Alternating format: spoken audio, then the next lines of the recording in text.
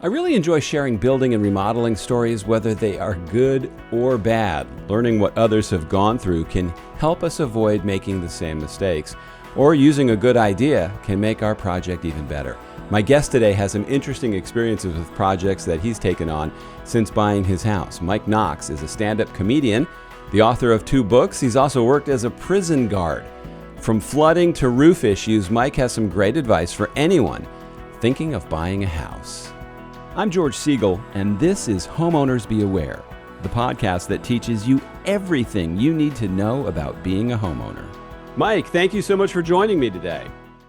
Thanks for having me. Hey, I want to jump right into your challenges and problems as a homeowner. I always talk about mine, and the list is really long. Tell me about some of the stuff you've had to deal with in your days as a homeowner. Sure. I always like to tell people you don't have to own a home just because I've had such horrible experiences with mine. And mine started with, I bought my home about 2008 when everything crashed. And so I got house fever. I thought I have to own a home. I'm going to all these places. Everybody's talking about it. Everybody's like, you got to get into real estate. And I was listening to that. And I really just tell people to just slow down, make sure that when you buy a home, you've got some money saved, because the second that you step into that home when it's yours, there's all these things that everybody else wants, like the second I moved into my place, it's like, we need new floors. Well, that was another 15 grand. And then I really trusted the realtor, and I really trusted the inspector. And I always tell people, you've got to meet everybody halfway, and you've got to check all those things, because I'm still finding stuff that the inspector from 15 years ago missed. And I'm still dealing with those issues where I thought that guy knew what he was doing. When they really come in for a couple hours, they go up in the attic, they're checking around the house, but I'm still finding, places in the attic. I'm dealing right now with leaking that's coming from the side of the house because it's been raining so much in Los Angeles. We really don't get a lot of rain in Los Angeles. And so this year was a lot of heavy rain. So I'm noticing, like, I should probably get some rain gutters that I never had before. All those things are just always adding up. About a month ago, I was on my way to go see some friends that I hadn't seen in a long time, and the water heater burst. It was just had flooded the garage, and those are and I was thinking, oh well, I guess it's been 10 years since I had the water heater. But when you're renting, that's all the stuff the landlord or the property owner has to deal with. When you're the homeowner, that's all the stuff you're dealing with, and nobody ever tells you any of that. And that's the things that constantly, it's like the upkeep of the house. I always think of like in my mind, my house is small, it's 1,200 square feet, but I'm always thinking it's like this English mansion castle that I've got to maintain, but it's just me maintaining it. But there's always something that comes up. And that's what it's so hard to kind of convey to other people that are looking to get a home, is like, it just, to me, is always every day that I'm waiting for something else to happen. Yeah, that's a very common story. What part of LA do you live in? North part of Los Angeles in Valencia, so near Okay. Magic Mountain.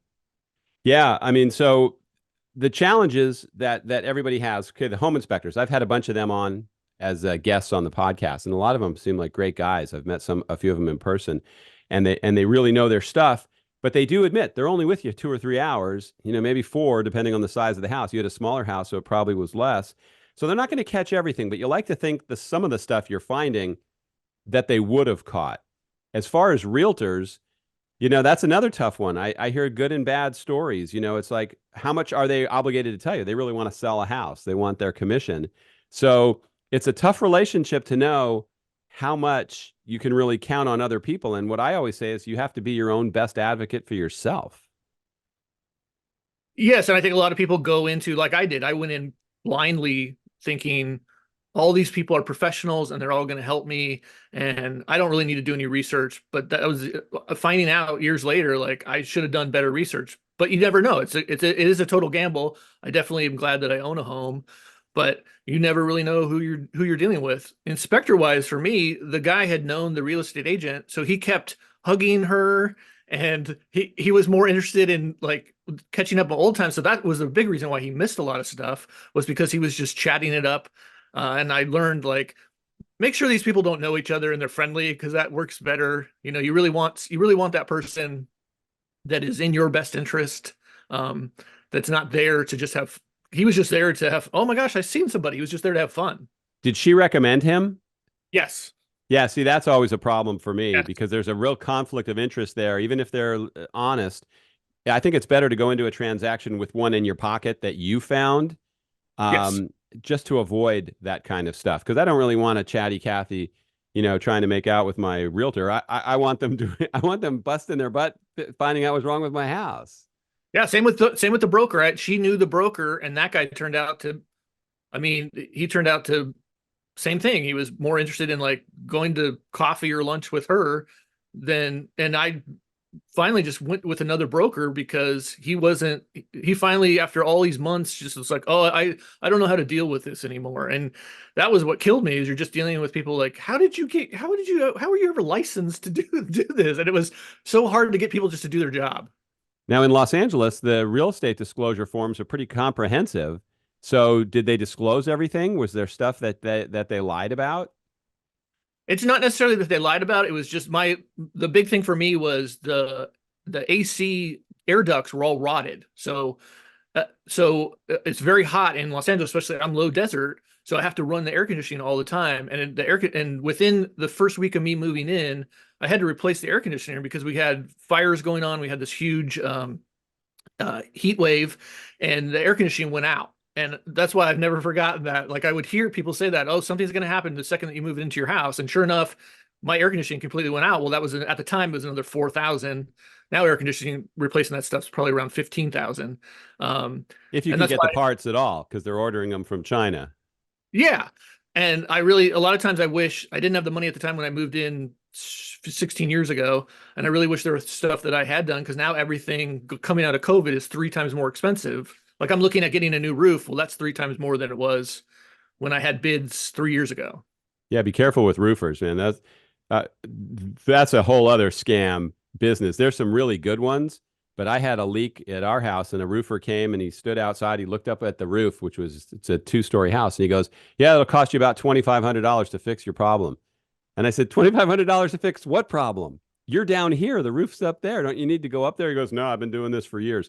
That wasn't even the part of the roof where the problem was. And this guy was going to rip me off for $2,500 fixing something that wasn't even broken.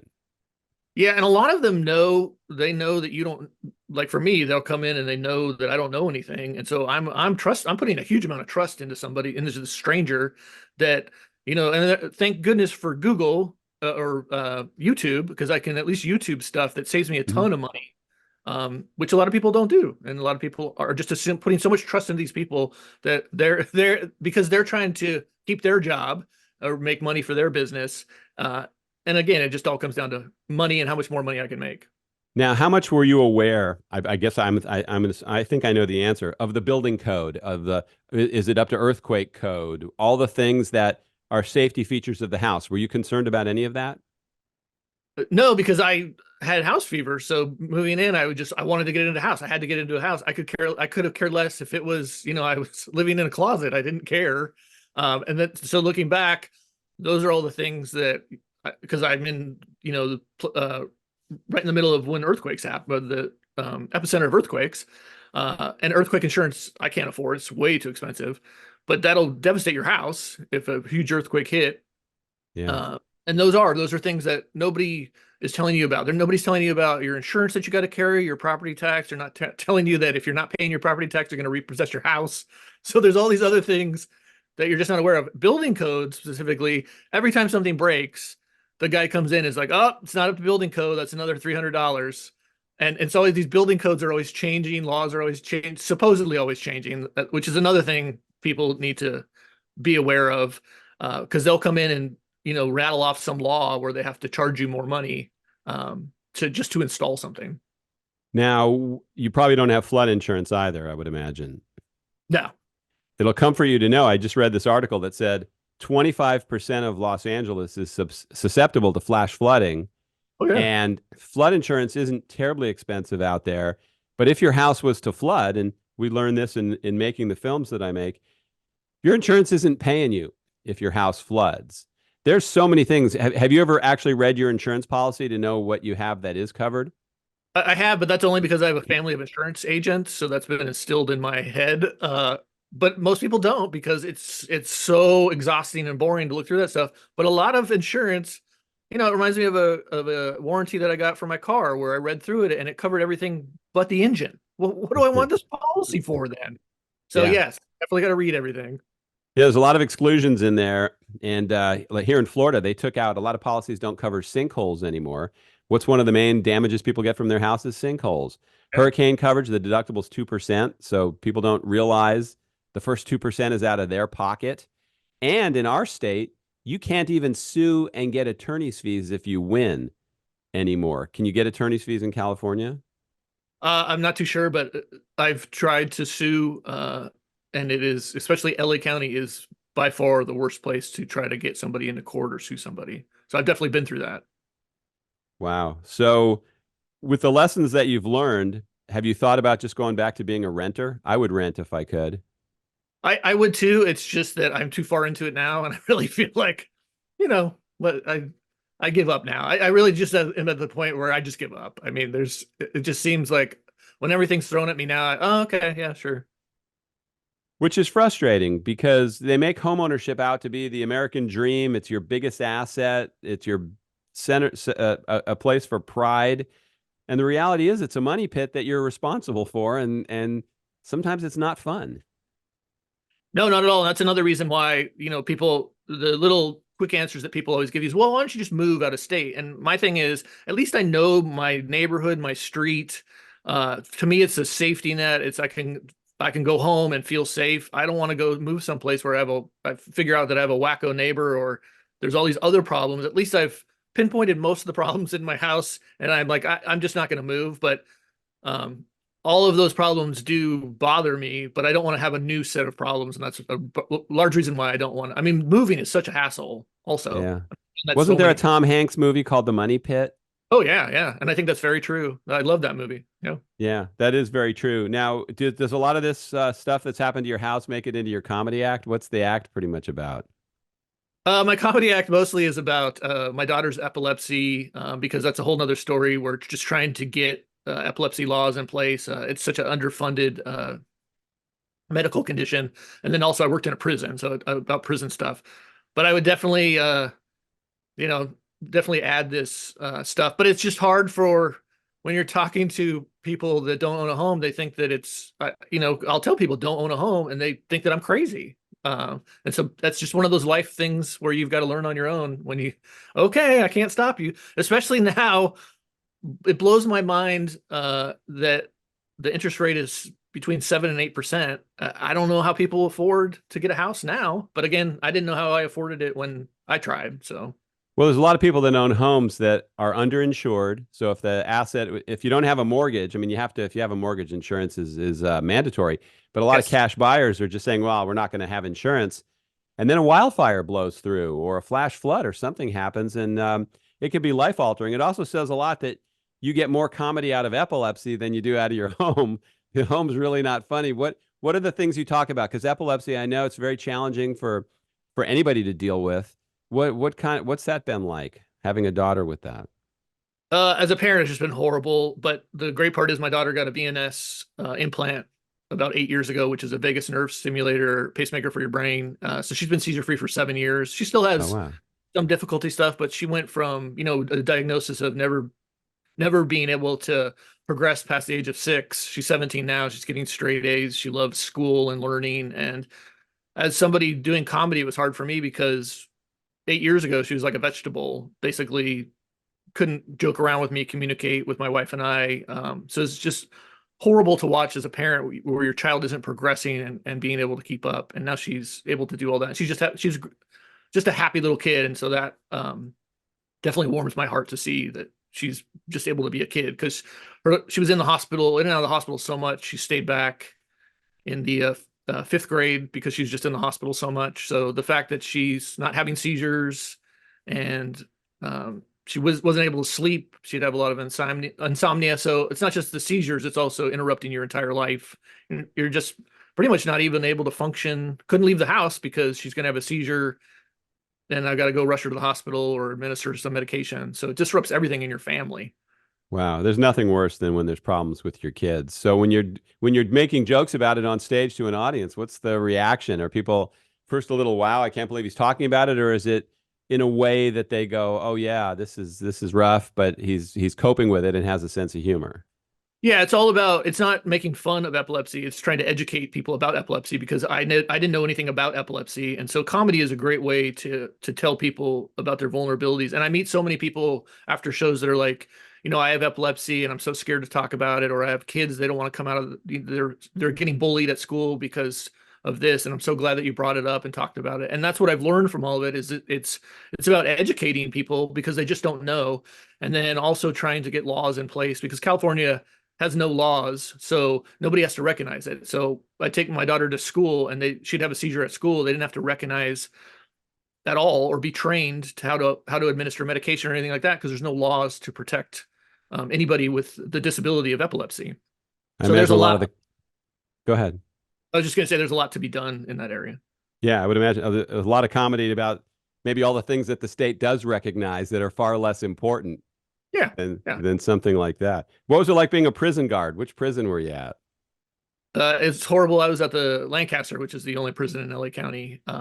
It's just it just dumbs you down. And I was at the time I was doing it. I just needed a job and I needed insurance. And I was like, I'm gonna start a family, so I can't work in a prison. I'm gonna get out of there.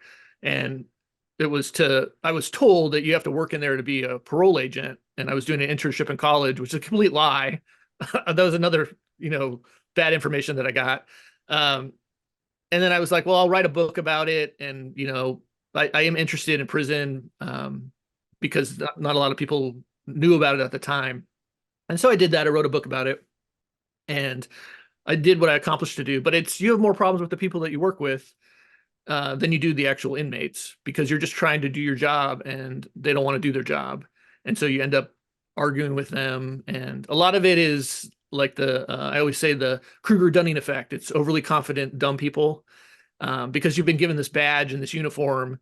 And that's a large problem with anything with law enforcement the idea is it's this one direction of communication. So if you're trying to communicate with somebody else that thinks they know everything, you're just at a loss.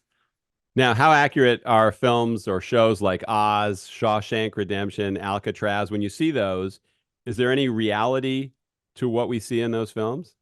Oh yeah. And those movies are it's so hard to make a movie. So the writers and producers, everybody, they're consulting people that have actually worked in a prison. So they do a pretty good job to the point where it's hard for me to watch because it is so much reality. But prison is really about, 99% boredom and 1% of, pure terror because it's just a city, it's functioning and your function as working there is just to house and feed. And so you really don't have time to deal with everybody. They should be dealing with people's, mental health. It should be a different aspect instead of just locking them up and forgetting about them. And so I had a lot of compassion. There's a lot of them that are criminals, but there's a lot of dysfunction where they're throwing everybody together.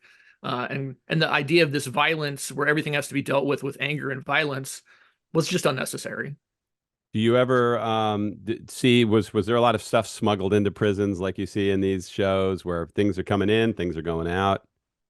Yeah, and the problem with that is that the idea of everybody wants to believe, well, it's the prison guard that's doing it, but you have visiting that's going on 5, sometimes 7 days a week, and those people aren't patted down or searched, so stuff just flows in constantly, or it comes in through the back gate, which is where food is coming in or resources are coming in, and those are people that don't work for the prison. And then you also have inside the prison, you have teachers and free staff, medical people and cooking, and so all of those people that aren't really trained how to deal with, hey, these people are going to come and try to manipulate you. So it's dysfunction from the start, and you're just trying to stop the flow. But then the stories that you're reading in the paper or seeing online is that it's about this select few that are doing it. In reality, it's a combination. Now, I had to film in a prison one time, and they took every piece of equipment apart. They thoroughly went over us. So it just makes me wonder, there's got to be other ways that all that stuff's getting in because it's not through the news crew. Well, this is the other thing too. When you say news crew, it's like they know that you're coming, and it's like they don't ever want people filming in there. So we're gonna kind of prevent you from doing this. We're gonna say that it's okay. Oh yeah, we want this transparency and openness, but they really don't. At least that's what I saw. I've been out of there since it's been 20 years since I've been out of there. So maybe stuff has changed, but it was just when I was there so negative, and it just dumbs you down, where all people are talking about is, what position do you have? And then they're mad at the position that you got because you had weekends off. Or, they're just talking about, the overtime that I got, and it's mindless. And as somebody, for me, that's trying to come at like I don't know, an artistic mind, that was not there. And that was, I'm writing stuff down because I was writing a book at the time, and they're upset that you're writing stuff down. So everybody's very suspicious about each other and paranoia. You ever try out your comedy routine there? That'd be a good tough audience. They were actually very mad if you do anything outside of being in there. And also when I was a parole agent, extremely upset. Somebody saw me doing comedy one time and wanted me to be fired for it. Because again, they're not people they're not trying to be artistic people. They're just trying to be law enforcement. And that's the problem a lot with law enforcement, as you see, is people in law enforcement, they can't stop being law enforcement, and they don't see two sides to things. It's just this wall goes up. And I learned that too, doing stand up and improv, is that you have no emotions because you're told constantly to have no emotions. And I really realized after I retired, like, how dead inside I was because of that job. Yeah, we went on a field trip in high school to Tehachapi prison, I think it was. And man, that scared the living daylights out of us. And that's not even a max, that's a pretty low security Oh prison, I no, think. that's a serious prison. It was scary. And it made us Probably, realize, okay, we don't want to end up in here. yeah, that was a deterrent for me. They probably took you on the minimum yard because every place has got a minimum, like a soft yard and a hard yard. But Tehachapi definitely, to me, it's all concrete and steel. It's like, I would not want to be in a cement box. I'm just surprised that you went on a tour there in high school. Yeah, it made me realize I wouldn't last 5 seconds in prison. I mean, they would just beat the crap out of me the moment I walked in. So when you're doing your stand up, I've tried that a couple times, and that's tough. I mean, it's tough to get up in front of people. If they're laughing, if they know you and it's going well, it's great. But when there's crickets, when you've made a joke or you're talking about something, all of a sudden you start to sweat and get nervous, and it's not an easy thing to do. No, it's horrifying, which is a large reason I really uh, I did comedy in college, then kind of quit, and I had to quit because my daughter was sick.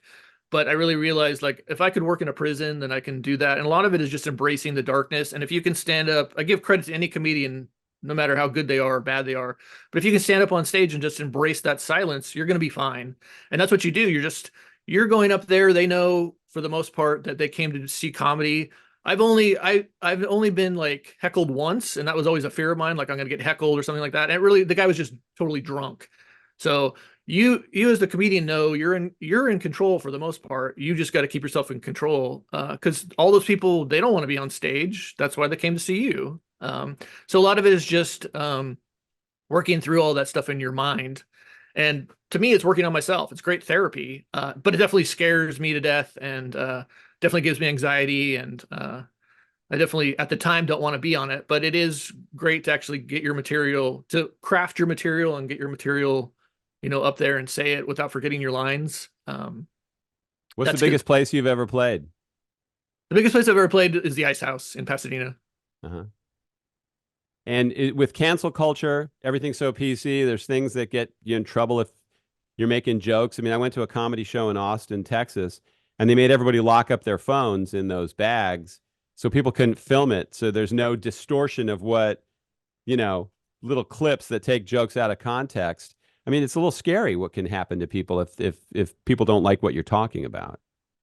It is scary, but I also think that that's your job as the comedian to adjust your joke. If somebody were to come, there's a comedian that makes a lot of money, and he is making fun of epilepsy and seizures, and I hate that guy, but he gets employed, and nobody says anything about it. So to me, if there's somebody had a problem with what I said and they came up and talked to me, I would change it. And I think that that's also with the climate now. If you're going to say, okay, I see your side to it, that's not a problem, because there's jokes that I was doing 15 years ago that I couldn't do now. But that's just your job, is to adapt to what's going on. And I think that every comedian knows that and can do that. Who's the best stand-up person you've ever seen? I don't want to be cliche, but it was definitely Bill Burr. And this was before he became famous, but it was probably 2 o'clock in the morning at the Comedy Store, and he was just bombing. And he just he stood up on stage until he turned the entire crowd around. To me, it was just like amazing because I would have walked off stage. I mean, he was like 10 minutes into it where nobody was laughing, anything like that. He was like, I'm just going to stay up here until you guys start laughing.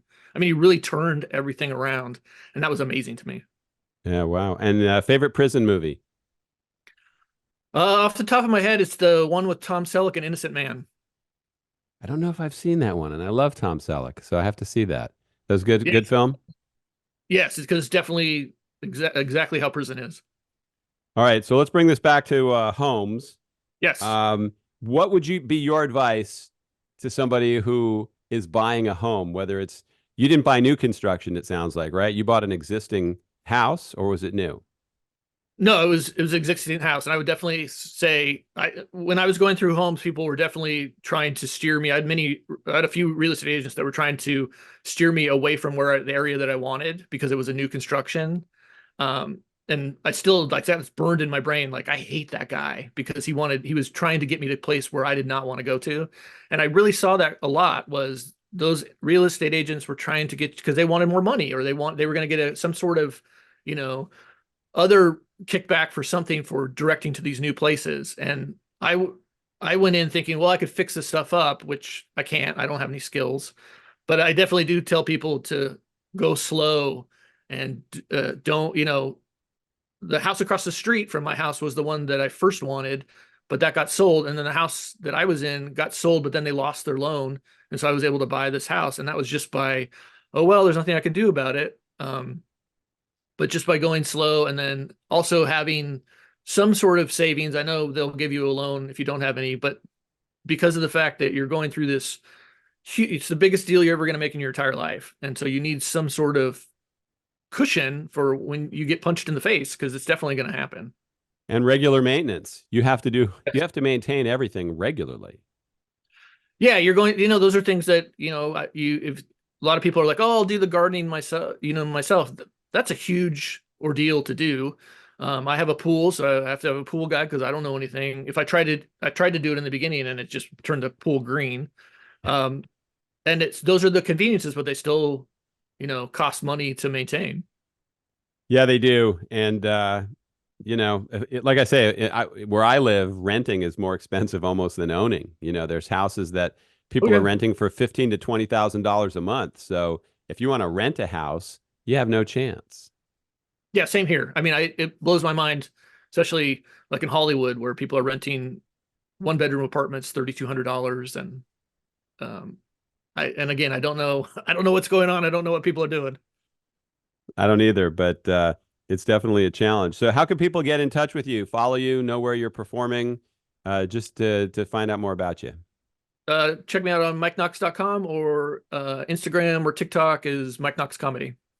And are those links on your website also to those Yes. social media? Yes. Fantastic. And I'll also put those in the show notes so people can get in touch with you and follow you. And so with all this rain, have you had you had some damage from the rain? It looks like it's died down a little bit today, right? Is it things a little better? Yeah. So I was having like leaks on the side of my house because of the amount of rain. And so luckily the week before, because it also rained, I had gutters put in for that side. So that seems to have cleared up the leak that I had. I mean, I had that leak for like 10 years probably. Yeah, And you I probably couldn't. love it when everybody talks about the atmospheric river that's hitting Los Angeles. You guys have had a tough year. Yeah, and a lot of it is just because they love to build in Los Angeles and not do infrastructure. So especially where I live, there's only, there's two freeways and they keep putting up like 40,000 homes at a time and it's just, stretching all in northern Los Angeles and they're not going to stop. But that's why you're probably seeing videos of all these potholes because it's just like they'll just put one layer thinking it's not going to rain and then it starts to rain and those potholes, start sinking again. Pretty soon LA will be going all the way out to Bakersfield. Oh yeah, definitely. I used to live there. I mean, that's that whole area. I admire you for sticking with it, but I don't think I could live in California anymore. Just too much traffic, too much smog. Earthquakes scare me more than hurricanes. At least a hurricane, you see it coming. Earthquake, you're just in the middle of the night. Boom. Yeah, I know. I got really upset a period of time a few years ago, so I started looking at homes in other areas, and I went to Florida and I went to Texas and Arizona, and it was just like, to me, it really is, except for right now with all this rain, the weather is the fact that it's perfect weather most of the time. And then um I could navigate. That was the thing, is I knew LA so well that I could navigate for the most part.